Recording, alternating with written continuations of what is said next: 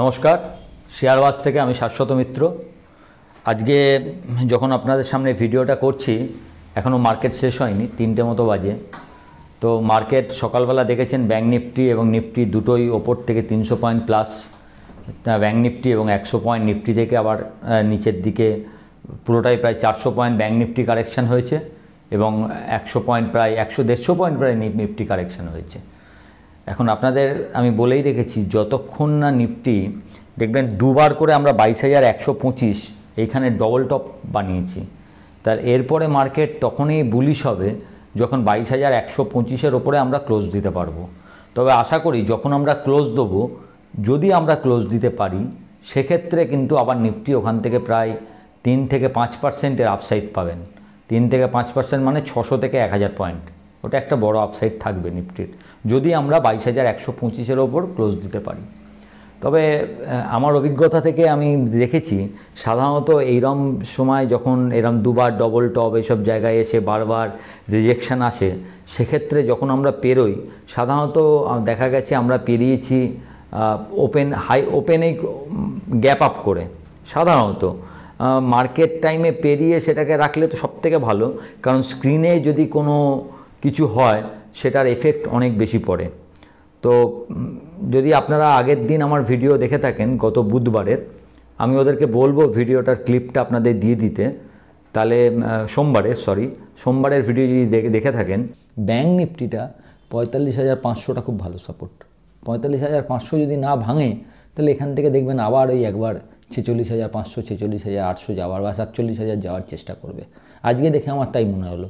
তো 45,000 কেউ যদি চান যে ব্যাঙ্ক নিফটিতে ট্রেড করবেন, খুব সহজ ট্রেড একটা হতে পারে।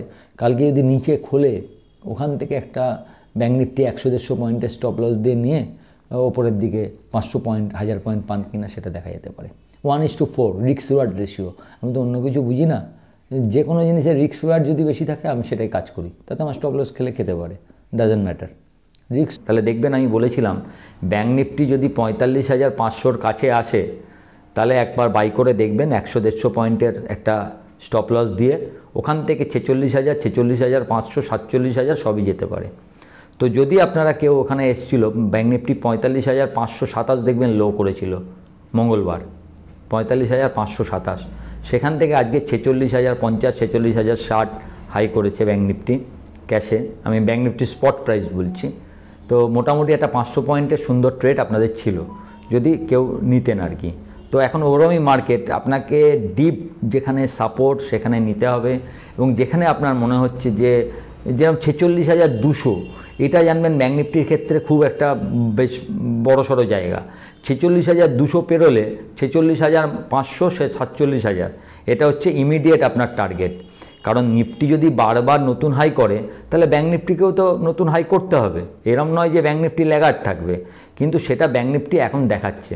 তার কারণ হচ্ছে ব্যাঙ্ক নিফটির মেন দুটো ইনগ্রিডিয়েন্টস, এইচডিএফসি ব্যাঙ্ক এবং আইসিআইসিআই ব্যাঙ্ক, দুটোই এখন ল্যাগার্ড, কেউ চলছে না। এইচডিএফসি ব্যাঙ্কের প্রবলেমটা হচ্ছে, আপনারা যদি এইচডিএফসি ব্যাঙ্কটা দেখে থাকেন, এইচডিএফসি ব্যাঙ্ক 1480 টাকা অবধি গিয়ে আজকে আবার 1430-35। তার কারণটা হচ্ছে এইচডিএফসি ব্যাঙ্ক এইচডিএফসির সঙ্গে মার্জ হওয়ার পর যে ধরনের লোন বুক হয়েছে এবং তার সঙ্গে ডিপোজিট মানে ম্যাচ করছে না। আমরা একটা ডিপোজিট ইনটু ক্রেডিট একটা রেশিও আছে, তো রেশিওটা অনেক বেশি দেখাচ্ছে। এখন ডিপোজিট ক্রেডিট রেশিও ঠিক করবেন কিভাবে? এমনি এমনি তো ঠিক হয় না। ডিপোজিট ক্রেডিট রেশিও ঠিক করতে গেলে নাই আপনাকে প্রচুর ডিপোজিট আসতে হবে, নাই আপনাকে ক্রেডিট ডিপোজিট যদি আপনি বেশি নিতে চান তাহলে আপনাকে অ্যাট্রাকটিভ রেট দিতে হবে।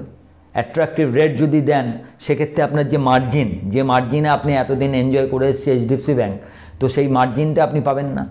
ফলে এটা একটা টাইম লাগে, একটা বড়, এবং বিশেষ করে এইচডিএফসি ব্যাঙ্কের মতো লার্জ সাইজের ব্যাঙ্কের এই ডিপোজিট ক্রেডিট এইসব রেশিওগুলোকে ঠিক করতে অনেক একটু সময় লাগবে আর কি, একটা টাইম যাবে আর কি।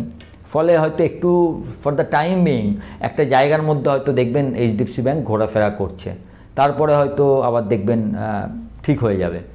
আমার মতে যে এখন যেরকম মার্কেট চলছে তাতে আপনি মানে ক্যাশ মার্কেটের শেয়ারগুলোর দিকে একটু বেশি নজর রাখুন।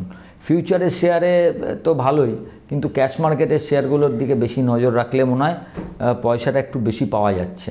মানে যা কিছু যেটা ভালো লাগছে আপনি ডেলিভারি করলেন। যদিও আগের দিন আপনাদের আরও একটা কথা বলেছিলাম যে মেটালটা ভালো চলবে। মেটালটা যদি আপনারা দেখে থাকেন 139 টাকা থেকে টাটা স্টিল 147 টাকা, জিন্দাল স্টিল 750 থেকে 800 টাকা, হিন্দালকো বারবার বলেছিলাম 572 থেকে আজকে 598, আমি 97-98 লাস্ট যখন দেখছি।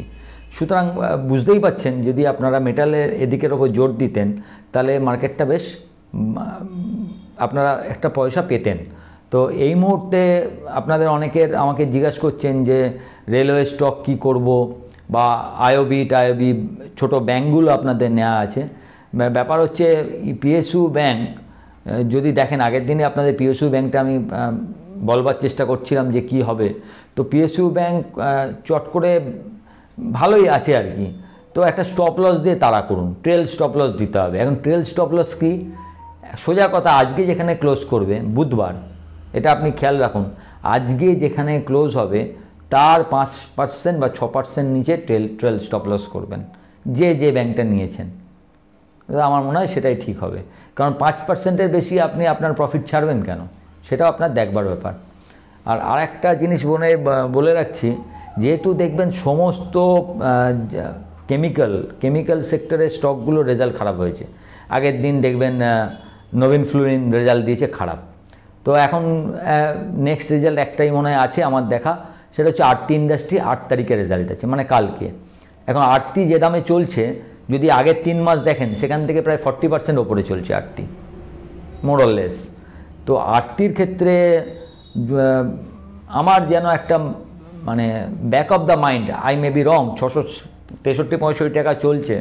তো আরতি মনে হচ্ছে এখান থেকে যদি কারোর থাকে একবার, যেহেতু অন্য সবগুলো প্রফিট বুক হয়েছে, অন্য সবগুলো নিচে পড়েছে এবং বাজে রেজাল্ট হয়েছে, তবে আরতি ইন্ডাস্ট্রি তো অন্যগুলো আগে থেকেই পড়ে আছে, আরতিটা উল্টো। আরতি যেখান থেকে গেছে সেখান থেকে প্রায় 40% আপ আছে।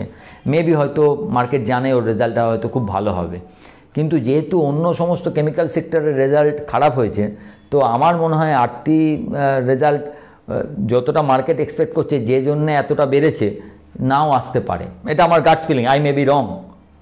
আমি বলছি না এটা কোনো আমার কল নয়, কিছু নয়, এটা জাস্ট আমার গাটস ফিলিং। আমার যারা আছেন ক্লায়েন্ট, আমি তাদের বলেছি আরতি একবার প্রফিটটা বুক করে রাখতে। It's May be wrong, it's may be go completely রং, দেখা গেলো আরতি আরও ভালো রেজাল্ট করেছে, আরও ওপরে চলে গেল। তো আমার আইডিয়াটা আমি আপনার সঙ্গে শেয়ার করলাম। আমি আপনাদের একবারও এটা কোনো কল দিচ্ছি না, এটা জাস্ট আমার আইডিয়াটা আমি আপনাদের সঙ্গে শেয়ার করলাম। তো মেটাল, আইটির দিকে নজর রাখুন। 2024 will be the year for IT, metal এগুলো ভালো থাকবে। টাটা স্টিল আপনাদের অনেক দিন থেকে বলে আসছি, যারা আমার সেমিনারে গেছিলেন তাদেরও বলেছি যে টাটা স্টিল থাকবে। তো দেখেছেন 120 টাকা থেকে 146 টাকা, ওইটুকু শেয়ারে আপনি 20% রিটার্ন। সেমিনার কবে করেছি? 1 মাসও হয়নি, 14 ফেব্রুয়ারি হলে 1 মাস হবে, 14 জানুয়ারি করেছি। এইটুকু টাইমের মধ্যে প্রায় 20% রিটার্ন আছে। তো যাই হোক, আপনারা এই শেয়ারগুলোকে রাখুন, আমার মনে হয় না কিছু খারাপ হয়েছে বলে। ভেল আরেকটা শেয়ার আমি বলেছিলাম সেমিনারে, এবং আগেও আপনাদের বলেছি 200 টাকা থেকে 240 টাকা অবধি মনে হয় হাই করেছে, 41 টাকা, 20% এটাতেও রিটার্ন আছে। আমার মনে হয় না যে ধরনের আমাদের বাজেট হয়েছে তাতে ভেল ইতিমধ্যে কিছু খারাপ হবে বলে। তো ভ্যালু আপনি রাখতে পারেন, লং টার্মের জন্য ভেল খুব একটা খারাপ হবে না। আর যদি সত্যি করে 22,125 আমরা ছাড়াতে পারি, সেক্ষেত্রেও তো 22,300 এর ওপরে যাবেই। তো এইভাবে ট্রেড করতে থাকুন, যেখানে মনে হবে যে মার্কেট ব্রেকআউট দিচ্ছে, যদি না 22,125 যায়, ওই 22,050-100 এরকম গেল, আপনি 50 পয়েন্টের স্টপ লস দিয়ে একবার বেচতেই পারেন। কারণ ওই যতক্ষণ না ব্রেকআউট হচ্ছে ততক্ষণ চান্স আছে আবার একবার রিট্রেসমেন্টে, অলরেডি 2-3 বার দিয়ে দিল আপনাকে পয়সা দেবার। তো যেখানে ভয় লাগবে সেখান থেকে নেবেন, আর যেখানে মনে হবে একদম সব ছেড়ে দিচ্ছে ওখানে 50 পয়েন্ট স্টপ লস দিয়ে একবার বেঁচে দেখবেন। এরকমই মার্কেট আর কি, বিশেষ করে ব্যাঙ্ক নিফটির ক্ষেত্রে। তো যাই হোক, আমার ভিডিওটা যারা প্রথমবার দেখছেন তারা প্লিজ আমার চ্যানেলটাকে সাবস্ক্রাইব করবেন এবং বেল আইকনটা ক্লিক করে দেবেন, যাতে আপনারা প্রথমেই ভিডিও পান। এবং যারা যদি ভিডিওটা ভালো লেগে থাকে একটু লাইক এবং শেয়ার করে দেবেন।